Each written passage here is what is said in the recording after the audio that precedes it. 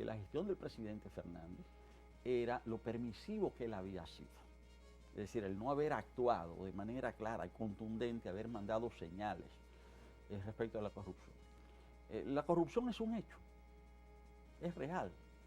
Sin embargo, y no solo corrupción oficial, pública, sino corrupción privada, es decir, son hilos, ¿verdad? Es una trama que se teje entre actores públicos y actores privados.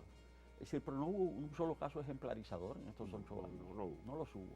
Entonces, el tema no es la corrupción, el tema fundamental es la impunidad. Es decir, porque nosotros podemos aspirar a una sociedad sin delito, una sociedad donde no hay crímenes, podemos desearlo, pero los seres humanos, bueno, es decir, cometemos acciones, es decir, hay crímenes, hay robos, hay hurtos, hay asesinatos, en fin, todo eso sucede. Fuese deseable una sociedad donde eso no existiera, pero en todas existen. Entonces, ¿qué existe? Existe la sanción, existe la ley, existe un mecanismo para frenar aquello. El tema es que sí, la corrupción existe y crece cuando no se actúa, cuando no se la sanciona. Para mí ese es el tema. Ahora, ¿de qué manera se produce? Se produce, obviamente, no se produce de manera abierta, tiene que producirse de manera disimulada o supuestamente disimulada. El arsenal legislativo en la República Dominicana y reglamentario ha mejorado, sin embargo, se utilizan subterfugios, formas para evadirlos. Bueno, que todo tiene que ser por concurso, que tienen que ser tal. Bueno, pero hay personas que se las arreglan para arreglar esos concursos y esas licitaciones. O le transmiten irregularmente la información a posibles participantes, testaferros. O unos organismos muy débiles, doctor. Hablamos, por ejemplo, el DPCA, hablamos Cámara de Cuentas, que están ahí, que deben de hacer una función y que al final es muy cuestionada. Pero todo eso depende del Ejecutivo, todo eso depende del Ejecutivo, porque el presidente de la República tiene la suficiente autoridad como para proponer, en el momento en que se van a establecer los presupuestos, para asignar los fondos requeridos para hacer que estos organismos sean funcionales, y el presidente de la República también tiene la capacidad de destituir y de hacer procesar en los casos que sea de lugar. Aquí definitivamente es un tema de voluntad política. Ahora, la otra parte de la pregunta es la que tiene que ver con la inseguridad.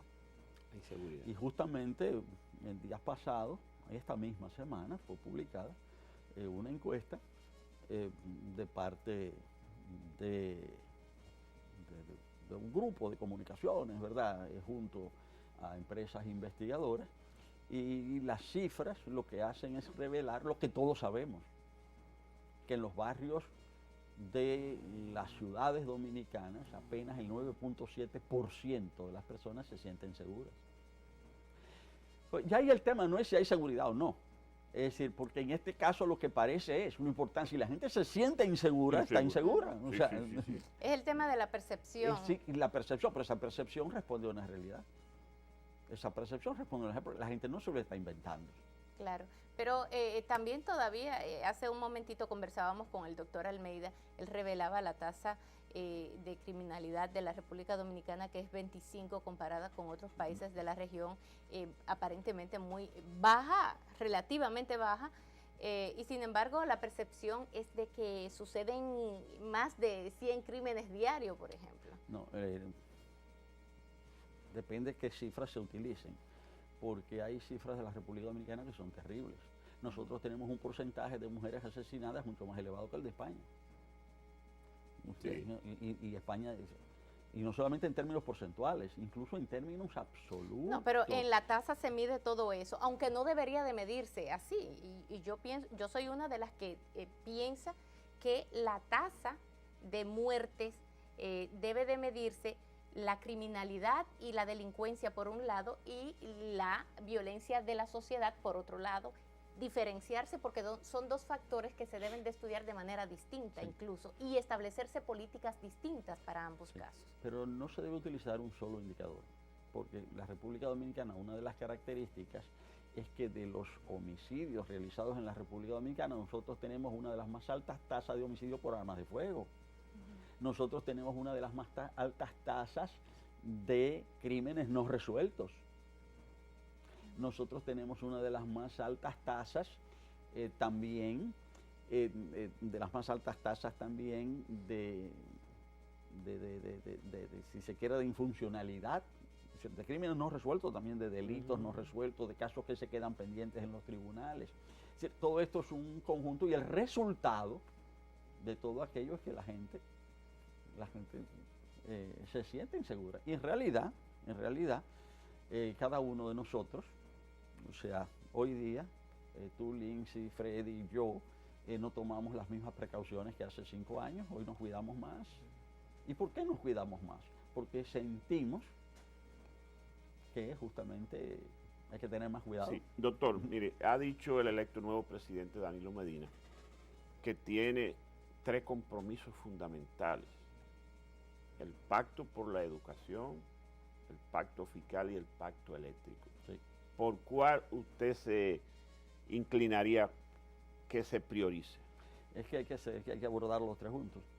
Es que si no se priorizan, si no se actúa sobre los 3 al mismo tiempo, va a ser difícil salir a camino. Y no son fáciles de resolver.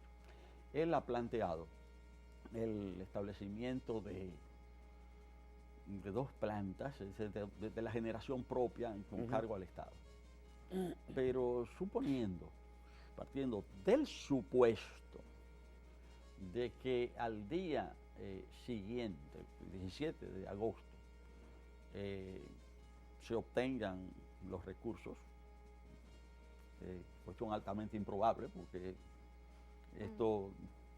los recursos para esas plantas no se consiguen en un día.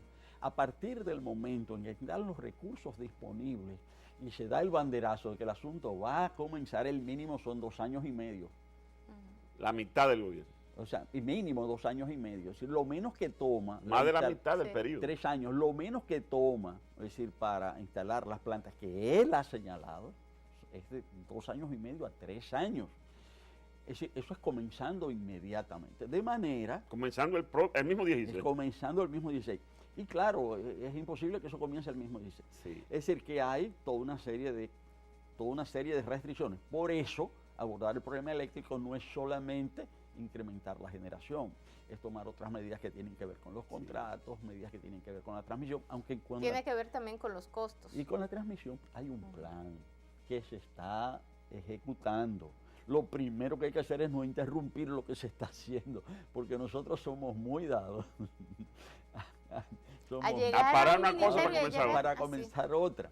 Y el plan de la transmisión es un plan que está en marcha y de acuerdo a ese plan, si se invierten alrededor entre 100 y 125 millones de dólares al año, para el 2016 las pérdidas por transmisión se habrán reducido a porcentajes aceptables técnicamente. Usted está vaticinando que el pacto eléctrico no se va a poder. Yo no estoy, Usted dice que la instalación de las 2 plantas lleva 3 años. 3 años. Claro, pero no creo que el problema se limite al incremento de la generación. Estoy diciendo que por otro lado está todo el tema de las pérdidas técnicas, está todo el tema de las pérdidas por robo, y está todo el tema de los contratos onerosos. Sí. Bueno, pero también él ha dado señales claras con su visita a Brasil, que se ha anunciado de que también podría Brasil acompañarle. Pero ya yo sé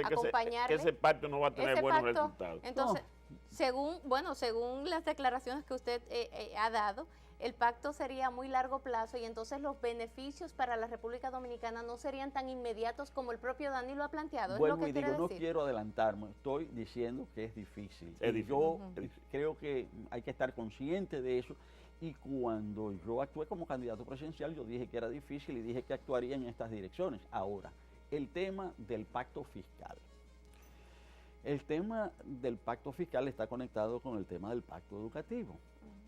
Y el tema del pacto educativo obliga a la reformulación completa de todo el presupuesto de la República Dominicana. Sí. Porque, ¿cómo se hace el presupuesto? hasta ahora, cómo se ha venido haciendo de manera más o menos convencional, en el sentido de se estiman los ingresos, estos no suben de manera brusca, sino que estos tienen una secuencia de incremento, e incluso aquí lo que hemos visto es que este año, aunque se han incrementado los ingresos, no se han incrementado en la proporción prevista. Los gastos se incrementaron mucho más de lo previsto, y es lo que hace la situación de déficit fiscal, las dificultades para el final del año. O sea que lo que se presuponía no se dio como tal. No se dio. Ingresó menos y se gastó más. Eso es lo que ha pasado. Y por eso es que el déficit, que estaba previsto en 50.000 millones, ahora se establece que irá de 100 a 115.000 millones. Todo eso lo que hace es que la situación de estos próximos meses va a ser muy difícil. Ahora, ¿cómo se hace el presupuesto? ¿Cómo se ha venido haciendo el presupuesto? Las instancias correspondientes de elaboración del presupuesto le preguntan, se cuestionan a cada ministerio, a cada institución autónoma y le dicen cuál es el presupuesto que ustedes estiman necesitan para el año que viene. Y todo el mundo responde, y generalmente todo el mundo responde a la máxima, al tope. Porque siempre al final se reduce, eso es como entonces, una negociación. Al final, ¿qué pasa? Al final los ministerios se quedan más o menos con la misma proporción, pero puede ser que a un ministerio se le incremente de 3%, 4%, 5%, a otro se le reduzca 1%, 2%, sí, más o menos. Pero los cambios no son considerables. Sí. Ahora, ¿qué va a suceder ahora? Ahora hay que hacer cambios importantes, porque para poder asignar el 4%... De forma y fondo, esos cambios. Sí, pero para poder asignar el 4% del Producto Interior Bruto a educación, hay que cortar. Sí, hay que cortar. En otra parte, hay que cortar. Eso va a implicar que los presupuestos de los diferentes ministerios e instituciones públicas autónomas, centralizadas y autónomas, todos esos presupuestos van a ser muy distintos el año que viene a los de este año. Sí. Todos. Finalmente. Y ahí viene el tema del pacto fiscal.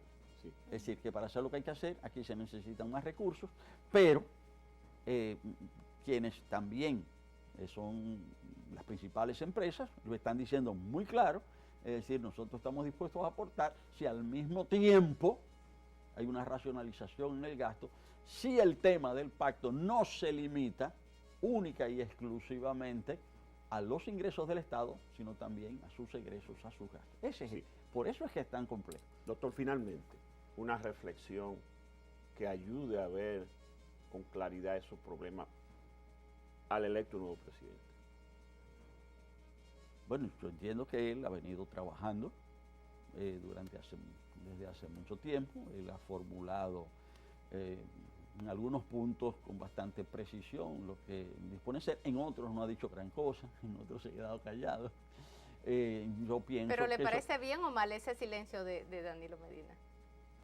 Yo pienso que él ha estado trabajando, es decir, y es su derecho, es decir, porque él dijo durante la campaña lo que él se proponía. Estos meses que se alarga o corta la transición, él los ha estado empleando seguramente para organizar su trabajo. En ese sentido, a él no había que pedirle que diera una declaración todos los días, había que dejarlo tranquilo. Ese es mi punto de vista. Gracias, doctor. Bueno, el doctor Max Puy ha estado conversando con nosotros. Se prepara el doctor Max Puy para hacer, como dice él, una oposición firme, pero que beneficie a la sociedad dominicana, comprometido con nuestra sociedad. Qué bueno. Nos vamos a pausa, tras ella venimos a revisar la agenda del día de hoy jueves.